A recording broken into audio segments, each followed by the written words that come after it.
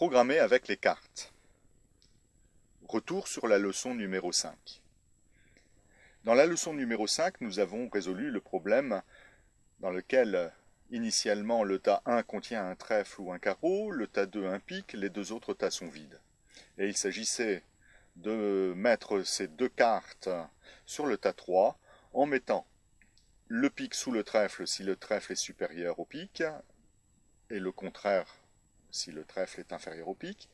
Et si initialement la carte au tas 1 est un carreau, le carreau sous le pic lorsqu'il est supérieur au pic, et le contraire dans le cas contraire. Nous avons vu que pour résoudre ce problème, nous avons vu la possibilité de le faire avec l'instruction conditionnelle et en fait avec deux instructions conditionnelles imbriquées l'une dans l'autre.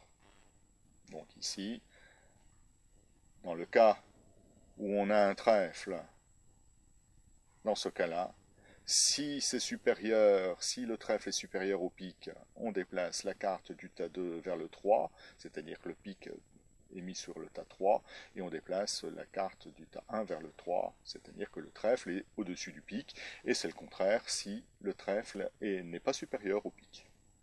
Et puis, lorsqu'on a un carreau, il y a le cas où le carreau est supérieur au pic, et le cas où il est inférieur au pic. Bien.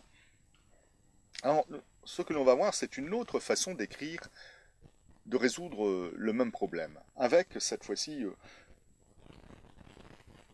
une seule instruction conditionnelle qui distingue 4 cas. Alors voilà, les 4 cas. Le premier cas, c'est un cas qui est soumis à la condition d'avoir un trèfle sur le tas 1, et ce trèfle est supérieur au pic qui est situé sur le tas 2. Bon, dans ce cas-là, on le sait, on déplace le pic, puis le trèfle. Le deuxième cas, la condition est uniquement sommet trèfle. Si on arrive dans ce cas-là, on sait déjà à coup sûr que le trèfle n'est pas supérieur au pic du tas 2, puisqu'on l'avait testé dans la première condition.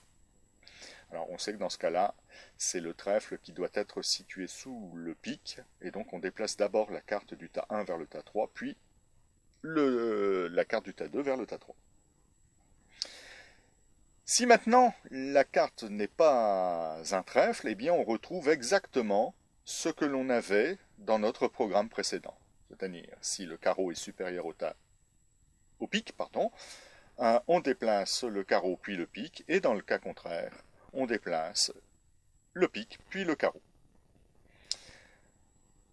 Dans cette version du programme, nous avons remplacé l'imbrication du si dans la partie alors de la première condition, si sommet trèfle de 1, nous l'avons remplacé par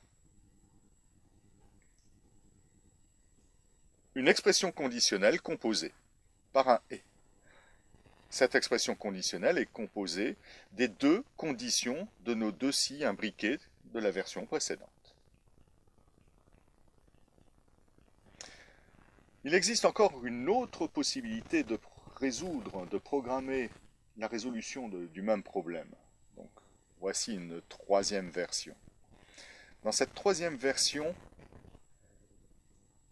nous avons simplement qu'une seule alternative. Il n'y a plus 4 cas, comme dans les exemples précédents, mais une simple alternative, un simple si alors sinon. Alors ça, c'est pas magique. Ça vient, tout le travail est reporté dans l'expression conditionnelle de notre unique instruction conditionnelle. On retrouve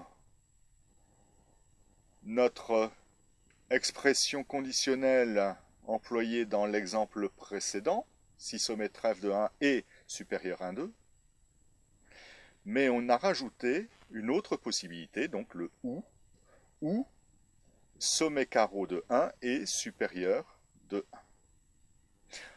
Car en effet, si on observe le code de notre programme précédent, on s'aperçoit que dans les deux cas, on fait exactement les mêmes instructions. Donc si sommet trèfle de 1 est supérieur à 2, on déplace de 2 vers 3, puis de 1 vers 3. Mais si on a un carreau qui est inférieur au pic, on fait la même séquence de déplacement. Et lorsque ni l'une ni l'autre de ces deux conditions est satisfaite, eh bien, on déplace les cartes dans l'autre sens. Ce que l'on voyait aussi dans notre exemple précédent. Voilà, donc cet exemple montre que pour résoudre un problème, il n'y a jamais une seule solution, mais on peut écrire les choses de façon diverse.